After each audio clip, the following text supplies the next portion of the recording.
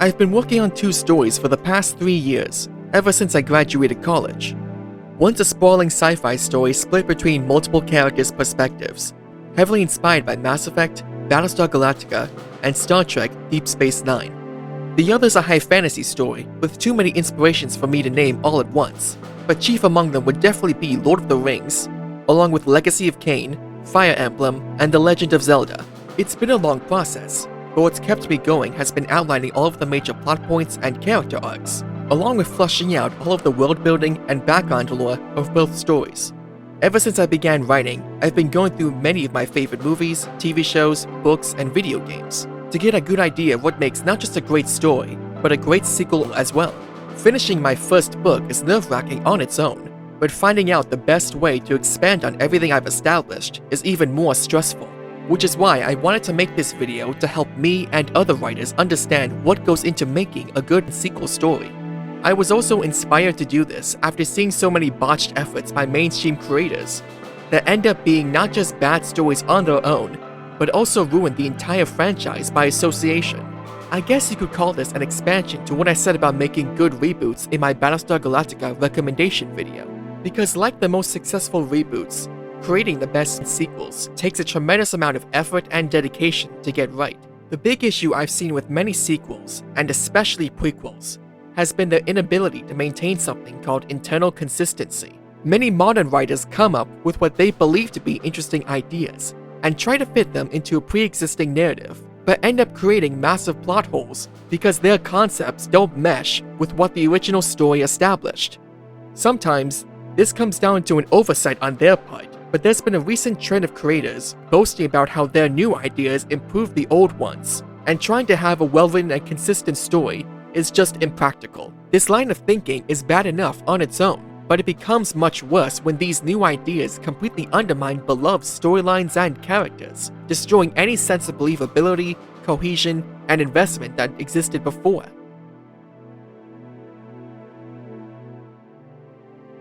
It's true that even the most popular sequels often twist or outright change certain things from the original story, like Darth Vader becoming Luke Skywalker's father in The Empire Strikes Back, or Terminator 2 basing its entire premise around preventing the future war that the first movie all but confirmed was inevitable. What separates those retcons apart from the ones crippling many stories today is that for as wild and contradictory as they may seem at face value, both George Lucas and James Cameron developed a strong context for them so that they still fit with the original story, while also creating compelling new journeys for their characters.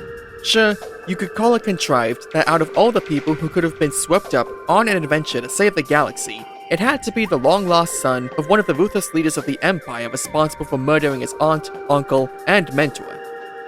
However, Obi-Wan telling Luke that his father had been betrayed and murdered by Vader still fits because in Return of the Jedi, he explains that's how he sees Vader, as the evil entity who corrupted the good man Anakin Skywalker was. You're going to find that many of the truths we cling to depend greatly on our own point of view.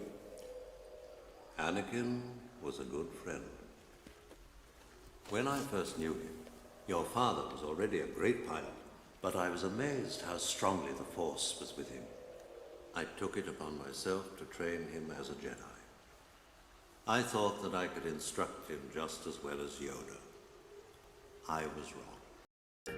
And he told Luke that altered perspective so he could spare him from taking on that burden so soon. It also makes Luke's overarching goals of becoming a Jedi and saving the galaxy much more complicated, because now Darth Vader isn't just some evil Sith Lord, but a tragic figure who represents what Luke himself could turn into if he fails, and someone he doesn't want to kill even if it does end the war. Retconning him to be Luke's father gives both characters added dimension, and elevates the final confrontation from the kind of tensionless snap fight common in Disney's recent trilogy. Instead, it became a duel between two members of a broken family, trying to convince the other to renounce what they believe in and join their side, so neither will be forced to kill the other. We can absolutely argue about its implementation until the cows come home, but there's no denying that decision elevated Star Wars from a simple story about a farm boy who learns space magic to save a princess and defeat an evil galactic empire. That twist helped it become a multi-layered sci-fi fantasy epic that explores the depths of familial bonds. how good people can be corrupted by their pride and passions to do terrible things, and the possibility for redemption exists for anyone with the conviction to make up for those evil acts. Those themes have become core components to Star Wars' identity and the basis for many of the best books, games, and comics of the expanded universe.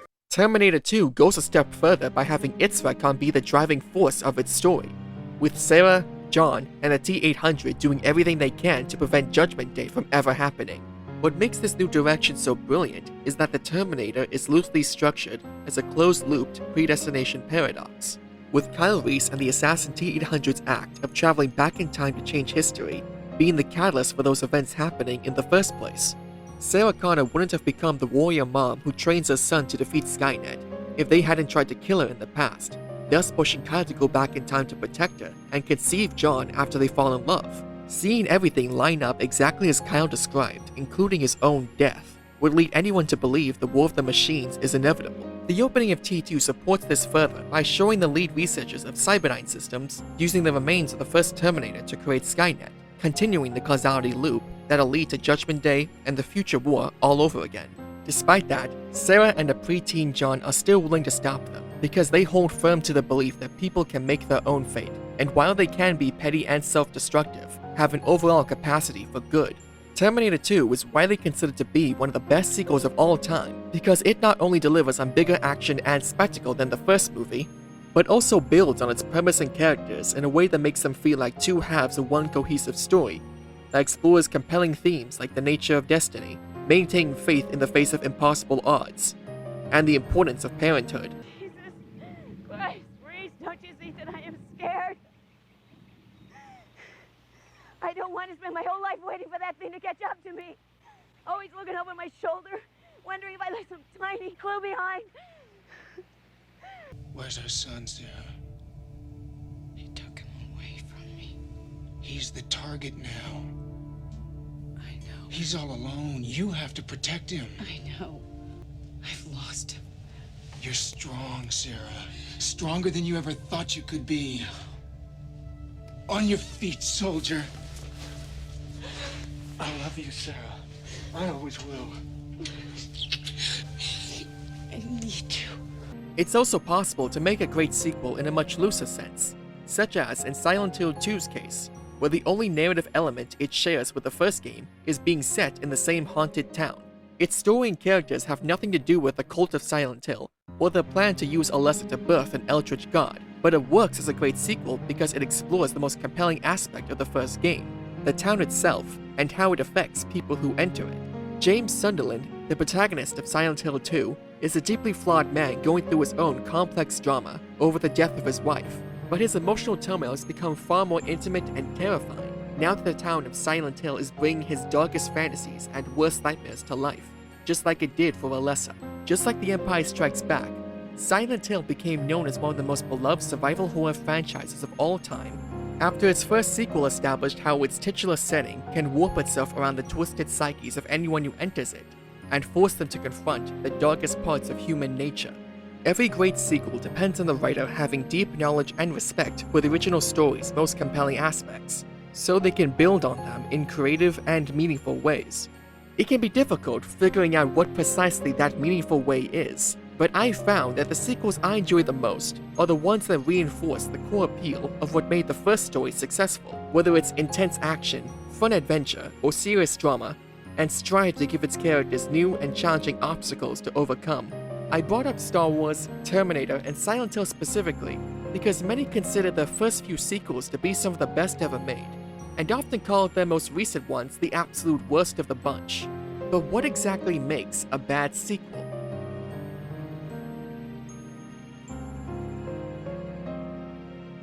To put it simply, bad sequels are stories that fail to expand on the original's core ideas or characters in a substantive way, resulting in a less compelling and impactful narrative.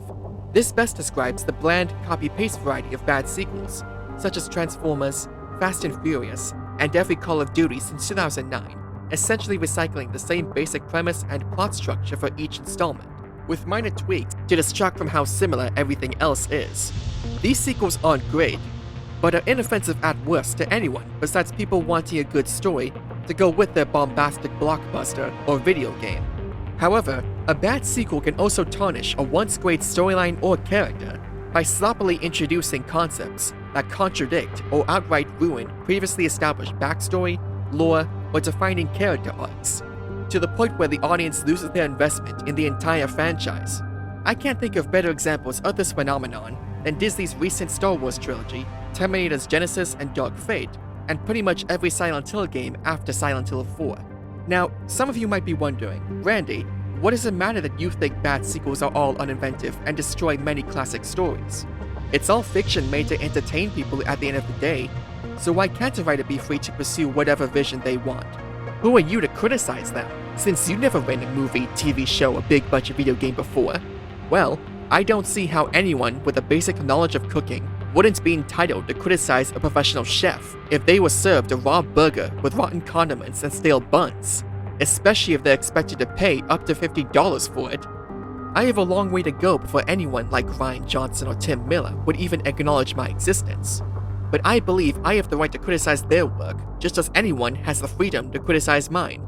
Constructive feedback is the bedrock that builds great writers, because if no one's allowed to tell you your work is shit, how could you possibly learn to improve it? As for the whole, who cares how well-written stories about space wizards, killer robots, or haunted towns are argument, I'm sure many people wouldn't be die-hard Breaking Bad fans if Walter White suddenly sold off his meth labs to buy a bunny suit and became a basketball mascot out of nowhere. Some people online would probably try to defend Vince Gilligan's decision, but I think we all know it wouldn't be the same brutal but grounded crime drama that people still love to this day. One of the main reasons I started this channel was to determine what makes bad writing, so I can avoid it in my own work and help others spot it for themselves. So, with all that in mind, what makes a story like The Last Jedi a bad sequel? I'd say some of its biggest failings would definitely be the flagrant disregard for Star Wars lore and the complete desecration of Luke Skywalker's character. I'm sure many of Rian Johnson's ideas sounded great in concept, and I won't deny some of them had potential, but they all ended up leaving a bigger mess than Amber Heard in Johnny Depp's bed when it came to the execution. That, along with their poor implementation into the overarching storyline of Star Wars, is why many fans write off these movies altogether from what George Lucas and many EU authors established. Let's take something as simple as Lightspeed, which before TLJ was just a means for the characters to travel across the galaxy in relatively short periods of time. The movie stays consistent with this right up until one infamous scene where Vice Admiral Holdo, who for the record is one of the worst military leaders in all of fiction, steers her ship to face a fleet of Star Destroyers and jumps to lightspeed straight into them, tearing through half of them instantaneously. It's a great looking set piece, but when you take a minute to think about what Ryan just demonstrated any ship in the Star Wars universe with a hyperdrive can do, you see how it retroactively destroys the stakes of every space battle across the history of this franchise. Why would anyone bother with costly space battles if any military could just autopilot ships to instantly blow through entire battle cruisers, or even space stations like the Death Star in the blink of an eye? I've heard TLJ fans argue that's just nitpicking little details, and Star Wars has always been a silly space wizard franchise intended for children. Huh, right. Good evening, ladies and gentlemen. Tonight's performance is brought to you by Random Acts of Violence.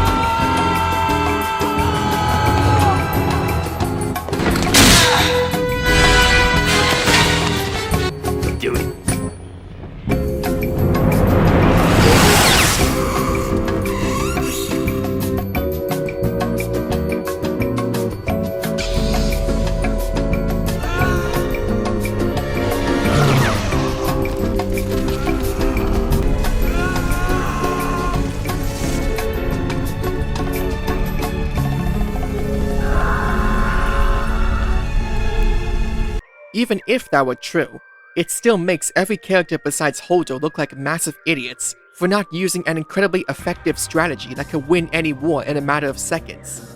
It also doesn't help that numerous people die left and right across this movie, but the Resistance under Saint Holdo's command never uses this move to save all those lives until her own back is against the wall. I get that it was done to send off a supposed great character in a blaze of glory, but it came at the cost of reducing every space battle across the entire franchise to a pointless and wasteful effort. It's a narrative domino effect, where one issue leads to another and keeps building until the story ceases to be a fantastical but understandable sequence of cause and effect, and evolves into the writer playing with action figures masquerading as real people, who just makes up rules on a dime to get what they want, like a spoiled kid. Once a story reaches that point, it's impossible to not see everything that happens from then on as artificial and contrived. One of the best examples of this is The Last Jedi's most controversial storytelling decision, Luke Skywalker's portrayal. Many people have said they loved this version of Luke because he was just an archetypal hero in the original Star Wars trilogy, and it's great that he's so radically different from the optimistic, compassionate person he used to be. However, I'd argue that just because a character goes through a drastic shift from who they used to be, that doesn't automatically make it good, especially if it isn't justified. So, what's the justification for Luke's shift, you may ask? Apparently, he went into his nephew's hut late one night and saw an unclear vision of him destroying his Jedi temple, which prompted him to ignite his lightsaber at nothing but thin air. This causes little Ben Solo to wake up, and through this misunderstanding, he goes full Sith and slaughters everyone while leaving Luke unconscious, which leads to him giving up on everything and letting himself rot away on an island he inexplicably left a map to. That's already a terrible storyline by itself, but it's made infinitely worse by sticking it to a character who dropped everything to save his friends the moment he sensed they were in danger, and risked everything trying to convert his genocidal tyrant of a father back to the light. The First Order will control all the major systems within weeks. We need your help, Seth. You think what? I'm gonna walk out with a laser sword and face down the whole First Order? No way.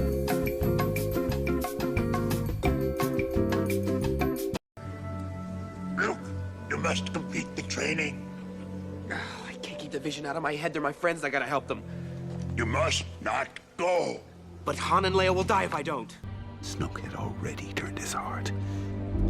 He would bring destruction and pain and death at the end of everything I love because of what he will become. And for the briefest moment of pure instinct, I thought I could stop it.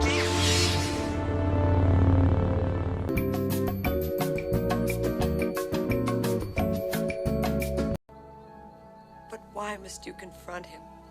Because there is good in him. I felt it. He won't turn me over to the Emperor. I can save him. I can turn him back to the good side. I have to try. I've accepted the truth that you were once Anakin Skywalker, my father. That name no longer has any meaning for me. It is the name of your true self. You've only forgotten. I know there is good in you. The Emperor hasn't driven it from you fully. It was a Jedi Master who was responsible for the training and creation of Darth Vader. And a Jedi who saved him. Yes, the most hated man in the galaxy, but you saw there was conflict inside him. You believed that he wasn't gone, that he could be turned. And I became a legend.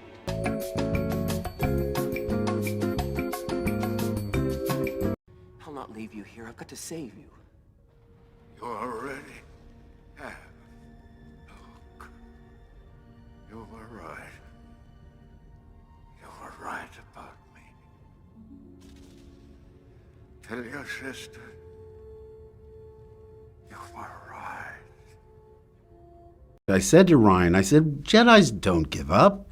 I mean, even if he had a problem, he would maybe take a year to try and regroup. But if he made a mistake, he would try and right that wrong. So right there, we had a fundamental difference. It's certainly possible to make a story about Luke Skywalker being depressed and traumatized, provided there's a solid context for it.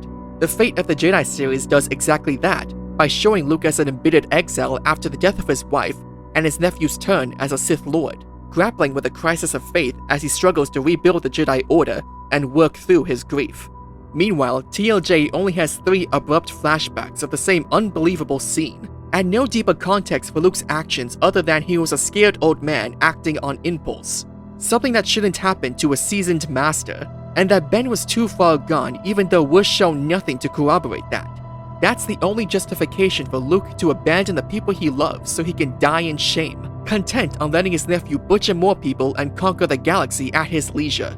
I realize it isn't entirely fair to expect a 2.5-hour movie to have the same level of character development as a 9-part book series, but it's every writer's responsibility to provide all the necessary details for the major plotlines of their stories. That doesn't mean you have to spoon-feed everything to your audience, but leaving everything so vague that it requires people to invent their own headcanon to explain the things you didn't communicate properly is even worse, in my opinion. People often make the argument that Luke Skywalker being a miserable failure with little justification works because failure itself is an overarching theme of The Last Jedi's plot. But if themes alone justified bad writing across an entire story, then The Room, Battlefield Earth, and every Neil Breen film would be flawless masterpieces. I was given paranormal powers as a child. All this time, I haven't been working on my next book. I've hacked into the most secret government and corporate secrets.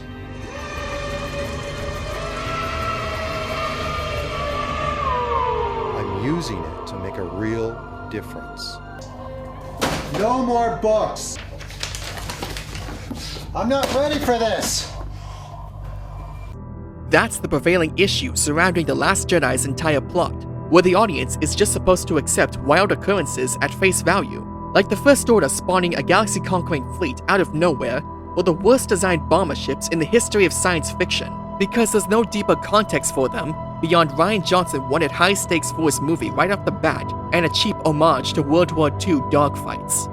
Sure, every story at its core is just a collection of ideas to serve as a pretense for what a writer wants, but it's their job to ensure their work isn't comparable to a cheap magic trick performed by an amateur who keeps trying to convince you they made coins on a table disappear, even though you saw them snatch them up and hide them behind their back. But I've spent enough time harping on The Last Jedi, because while it is a bad sequel, and movie in general, there are plenty of other bad sequels to go through. So, to close out my thoughts on Star Wars, all I'll say is, subverting expectations for no good reason is only a cheap trick done by hack writers. And Luke's characterization across all of Disney media is some of the worst storytelling I've seen in all my life. Let's move on to 2 more sequels responsible for tanking their franchise: Terminator's Genisys and Dark Fate. The funny thing is, both these movies are built around the same basic premise: erase every movie besides the originals and be the starting point for a new trilogy, which completely fell apart when they both bombed at the box office. They're both also structured as D-tier remakes of Terminator 2, with Sarah Connor and a reprogrammed T-800 protecting a mostly useless sidekick as they team up to destroy Skynet, or Legion in Dark Fate's case, before it nukes the world. You can also throw in Sarah becoming attached to both sidekicks to the point she's willing to die for them, but devoid of the meaningful conversations in T2 that push Sarah to act more like a real mother to John instead of treating him like an object to protect for the sake of the future. Both movies trample all over the legacy of John Connor, with Genisys turning him into a Terminator hybrid to help Skynet, while Dark Fate simply kills him off to have some random girl become the next savior against Legion. It's dollar store knockoff. They disrespect the core character the entire Terminator storyline was built around, all for the sake of a cheap twist that doesn't really alter the same basic plot James Cameron masterfully executed back in 1991, and ends up making everything Sarah and Kyle went through to conceive him and develop the bond that was the highlight of the first movie to be all for nothing. That's what makes Genisys and Dark Fate some of the worst sequels out there, not just for contradicting the original, but also by trivializing everything those beloved characters fought and died to accomplish, just to put them on a similar but less impactful journey and go through the same character arcs. But wait, I hear you ask, isn't that how most blockbuster movies are structured? Marvel movies and Lethal Weapon even crack jokes about how often their characters are put in the same dangerous situations across each installment, and have to relearn the same lessons about trust, responsibility, and friendship like they're stuck in a primetime sitcom. True, characters like Martin Riggs or Steve Rogers don't change much on the outside, but their experiences often influence their perspective or drive them to make big decisions that take the story in interesting directions. In Genisys and Dark Fate's case, however, they tear down Sarah Connor just to put her back in the same vulnerable, unstable state she was in during T2, and literally repeat the same arc about responsibility and rediscovering her caring nature, almost beat for beat. Both movies go about this by using time travel shenanigans to undo her relationship with John, but don't realize that Sarah's drive to become a hardened warrior and her fascinating internal conflict is inexorably tied to her duty to protect John. When you strip that away, she's little more than a volatile, amoral killing machine. In other words, the very same Terminator she hates, which was the entire point behind one of T2's best scenes. Just let the woman go. Shut up. Shut up. Shut up. It's all your fault. Motherfucker, it's all your fault. What? I'm not gonna let you do it.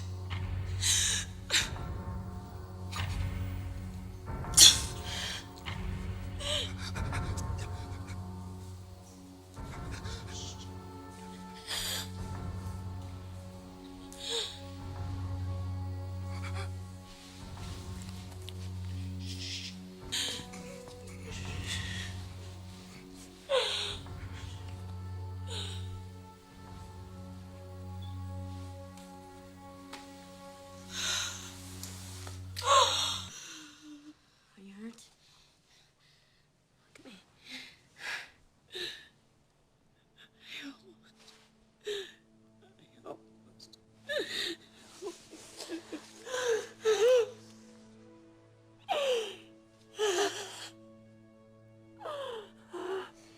Genisys and Dark Fate fundamentally misunderstand the fact that Sarah Connor is a tragic figure suffering from deep psychological trauma, and John's the only thing keeping her from lapsing into total insanity. She isn't meant to be a power fantasy, but a dark reflection of the ruthless machines she's out to destroy, who laments what she's become, but does what's necessary to protect her son. That's what sets her apart from the shallow, arrogant, and overly tough template Hollywood uses for their strong female protagonists. And that template, along with both movies shamelessly regurgitating T2's best scenes without the meaningful development between Sarah, John, and the T-800, and lacking James Cameron's tight direction, or would make them derivative knockoffs on top of being uninspired modern action movies. The Terminator franchise is sadly one of many IPs that fell victim to being milked for all it was worth, until it became a shriveled husk Hollywood couldn't bank off for an easy payday, and thus was tossed into the same landfill franchises like Transformers, Saw, Paranormal Activity, Die Hard, Alien, Predator, and every YA adaptation now reside in.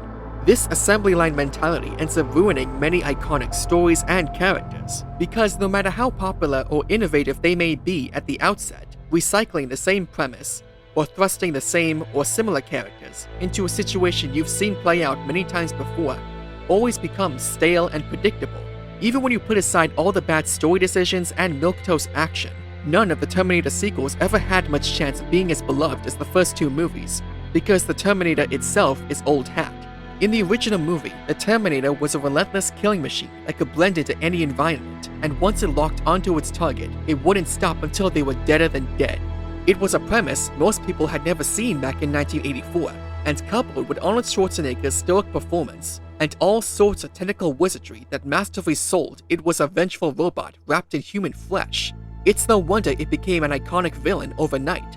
The Terminator was a perfect blend of high-octane action and slasher horror, because even after being riddled with buckshot, run over, burnt to a crisp, and blown to pieces, it never stopped hunting Sarah and slaughtering anyone in its way. That being said, there are only so many times you can show a villain being thwarted by the heroes, or seeing exactly how they think and operate in every scenario before they cease to be credible threats. And the Terminator hit that expiration date at arguably the end of the first movie, when Sarah barely manages to crush it into scrap metal. Most people had already seen the full extent of this premise long before Genisys and Dark Fate rolled around.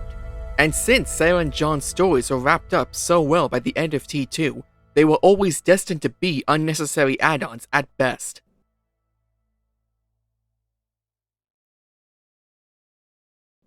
Writing sequels would be so much easier if there was a one-size-fits-all method to them, but nothing is ever so simple. It's easy to say George Lucas and James Cameron made the best decisions when developing their sequels these days, but in hindsight, they took huge risks that could have easily blown up in their faces and sunk Star Wars and Terminator prematurely. Some would argue they certainly dropped the ball in a few areas, but I've always respected how dedicated they were to expanding the worlds they created and present new obstacles for their characters that provided deeper insight into who they are as people and how far they'll go to achieve their goals. These last few years have taught me how nerve-wracking it is not just to create a great story by itself, but figuring out the best way to follow up on it and the expectations to make something just as good, if not better.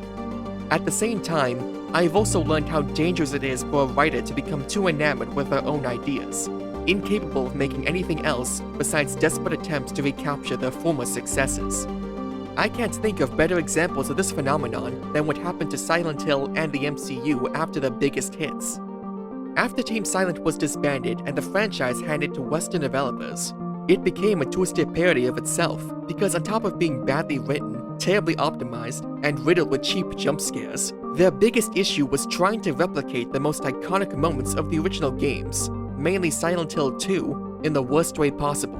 Instead of taking inspiration from how the narrative was laid out, the subtle symbolism littered throughout the game, or the masterful atmosphere that still holds up to this day, the new developers believed you couldn't have a Silent Hill game that doesn't feature a main character with a tortured past, scantily clad nurses, a towering stalker enemy that follows the player throughout the game, and an earth-shattering twist at the end. You know, aside from the other 3 widely successful survival horror games Team Silent made. Now, I love Silent Hill 2, but just like I said with Terminator Dark Fate and Genisys, there are only so many times you can rehash what were once daring and unique ideas before they become tired and predictable.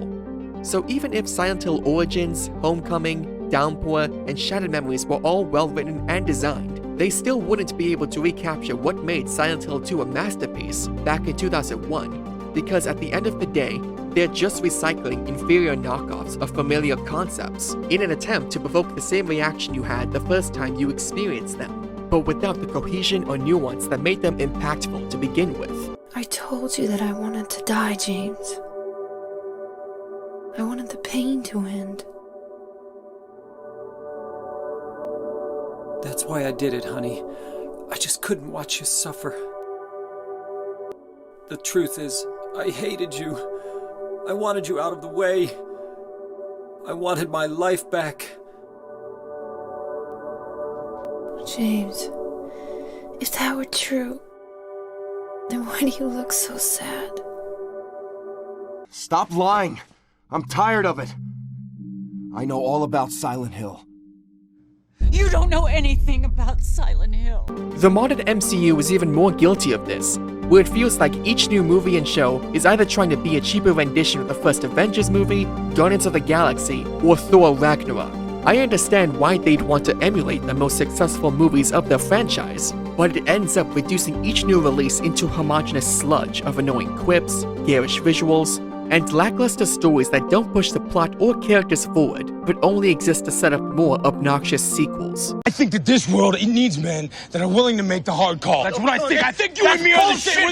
You know it. Only I do the one thing that you can't. You hit them and they get back up. I hit them and they stay down. I make sure that they don't make it out on the street again. I take pride in that. Let me ask you this. What's that? What about hope? Oh, fuck. Come on, Frank. About Santa Claus? You want to talk about Santa Claus? I live in the real world, too, and I've seen it. What have you seen? Redemption, Frank. It's real. And it's possible. The people you murdered deserve another chance. What, to kill again, rape again? Is that what No, you Frank, want? to try again, Frank. To try. And if you don't get that, there's something broken in you you can't fix. And you really are a nut job. But you have no idea how complicated this situation is. You know what? You're right. The only power I have is that I believe we can do better. We can't demand that people step up and we don't meet them halfway. You control the banks. Shit, you can move borders. You can knock down a forest with the email. You can feed 1 million people with the phone call. I mean, this girl died trying to stop you. And no one has stopped for 1 second to ask why. You've got to do better, Senator. You've got to step up. No matter how successful a formula may be at the outset, applying it to everything enough times will always lead to degradation. And Marvel's currently learning that just as hard as the DCEU, the Dark Universe, Kurtzman's Star Trek, and Disney's Star Wars are learning by trying to emulate the Marvel formula themselves. And failing, once it became clear to audiences they have no compelling story to build on through countless spin-offs.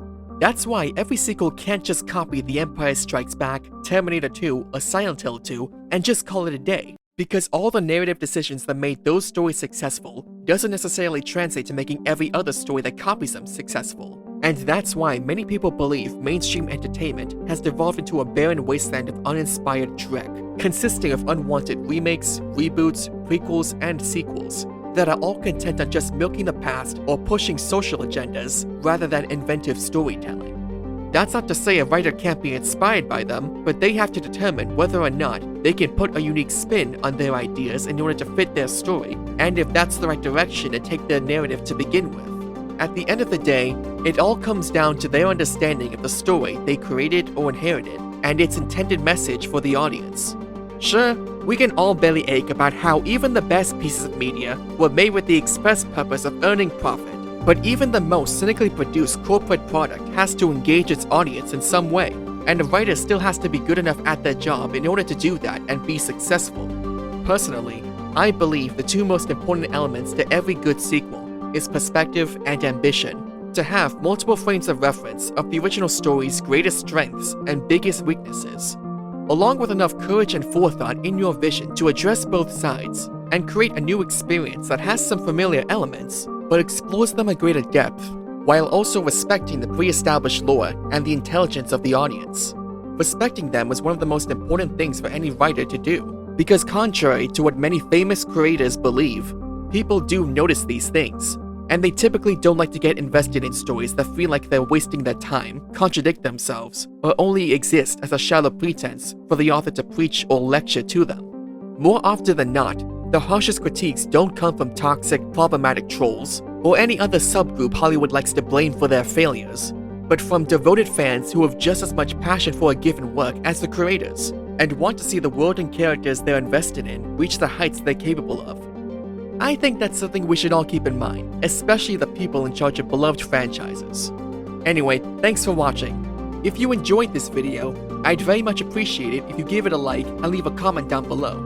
I'd like to split this channel between doing constructive critiques on writing, like this, and recommendation videos of obscure media, like Battlestar Galactica. Sorry this video took so long, but I can definitely promise my review of the Obi-Wan Kenobi series isn't far off, and after that, I'd like to make another recommendation video, so I can talk about something that's actually good, if you get what I mean. I've also been thinking about releasing chapters of my book online, so if that's something you're interested in, please let me know in the comments below, since my main goal of this channel is to build my audience as a writer, and eventually be able to support myself through my videos, and possibly live streams in the future.